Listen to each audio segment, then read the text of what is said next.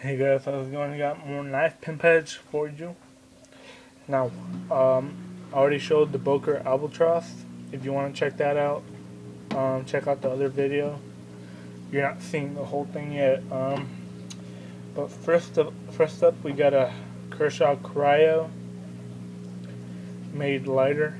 You got a Techno pattern on the scales here. Techno pattern in tiger stripe. You got super smooth action. No tension bar. It's not assisted anymore, but it's smooth as heck. And you really don't need spring assist. Even without a ball bearing, I can still flick it open. So really nice finish. See, I got those marks lined up the jimping here and on the spine. I just gotta say, from this side you probably can't tell, but this thing is pretty uneven in a few places. First of all, on the bottom, I rounded it off too much. You see, not too much, but you see that little bit sticking out there on top, a little bit too. You see, but that's because I didn't have anything to trace really. I just had to go on sight, on just by look, by eye, and when I kind of took it too far. If I had like a liner to trace or something, I could have done it way better. But I did not want to mess up the previous scale that was on here. So that's that, guys. Kershaw Cryo review up on that very soon. Next up, we got like the most freaking hard knife to pimp in the world, but I pulled it off 95%. Freaking Benchmade Mini Presidio Ultra. You got the Camo N10 G10, one of a kind G10 too. Custom made it myself. And then we have this thing's so hard to make because it doesn't even have double screws or anything. It's just one side screws into like these little nuts. They have to like press fit. So those are so hard because the tolerances between how thick you can have the scales countersunk to is like almost as thin as two pieces of paper. That's how thin you have to make it. And then the milling inside here for the axis lock is so freaking hard. I had to go back to do that like 10 times, no joke.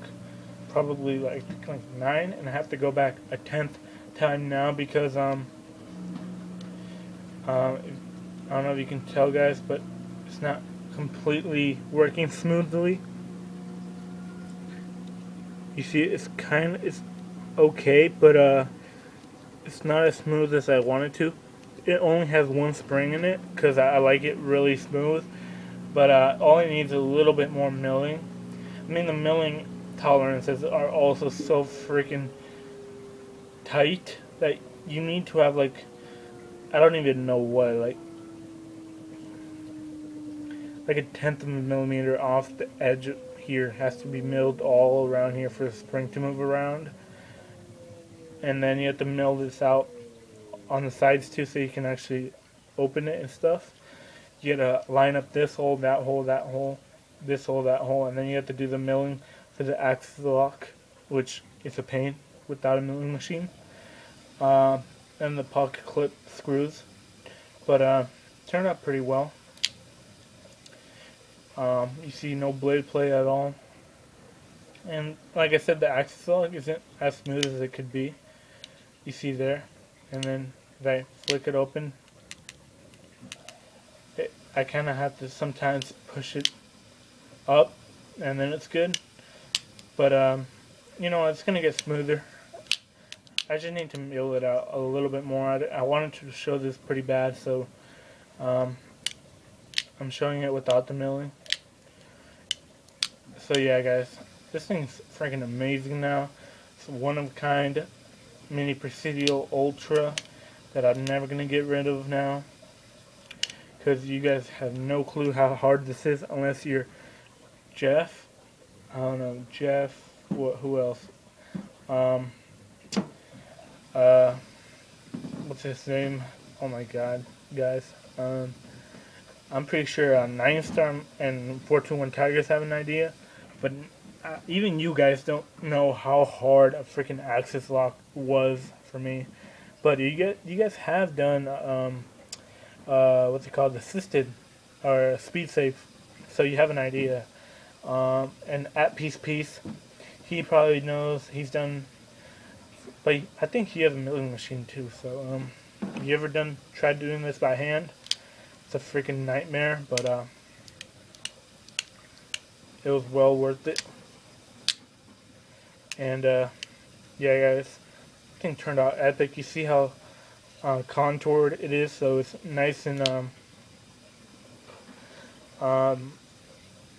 thin up here for your index finger and your thumb. The thumb ramp is a lot more comfortable now, and then it's a lot beefier up in the back, so it really fills up your hand a lot nicer. Still super light, or not super light, it's light. And I got the desert cam on there. Really cool looking knife, guys. And I'm so glad I own it. Kershaw Cryos Epic 2, even without a freaking ball bearing detent. Still flick it out sometimes. It's a little oily right now, so my finger's kind of slipping. But as you can see there, I can flip it open fine.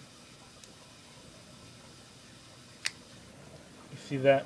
Really nice and smooth. All I really have to do is aim for that stop pin. And then even, I can still flip it open. I just need to put a little bit of wrist action, but not much. I don't even have to do it that hard. Just I have to get a little bit of motion. Just like, not even that much, guys. And then if I don't want to do any of that, I can pretty much go like that. But I can do it a lot sharper, and I'll flip it open. Alright, guys, in case you didn't know how to open the knife like that, probably one of the coolest ways to open a knife. Pretty much with any knife. If you can get the technique down, it's like a whip, right? And it's pretty cool. It's like a little snake, I guess. Kind of weird. Let's see. It's like a 6, pretty much. It's like, wait, kind of like a 6, yeah. But you have to do it really tight, really fast, even without going all the way up here. You have a better look at how far I have to move. And it looked like I just went like that, but just if you do it quick, it's pretty much the motion. If you can do it quick, right? You can't even see it on camera, but you can see it's like, right? There we go, guys. Can do it with this one too, but like I said, the axis lock isn't engaging very smoothly. So oh, there it did engage. Not that time.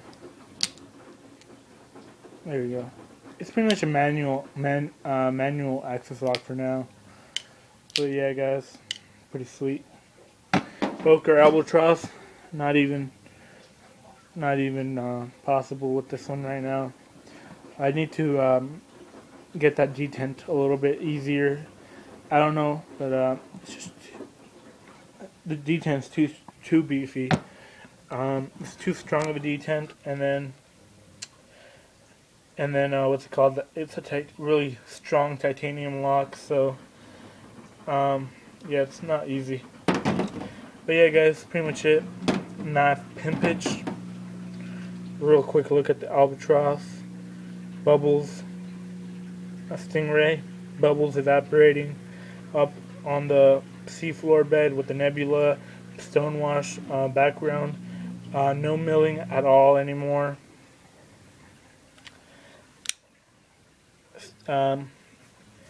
What's it called? Really nice hand rub with the double acid etching. No thumb stud yet. I'm waiting on that. I'm from Belker. No machining marks anywhere on the back. Nice and gold. Epic freaking cratering pattern. Remachining of all the locking mechanism. New hardware. New standoffs and everything. Just quick overview. Want to see the more detailed video, check it out. But yeah, guys, that's pretty much it. Take care. I'll catch you guys later. Out. That was a shout out, by the way.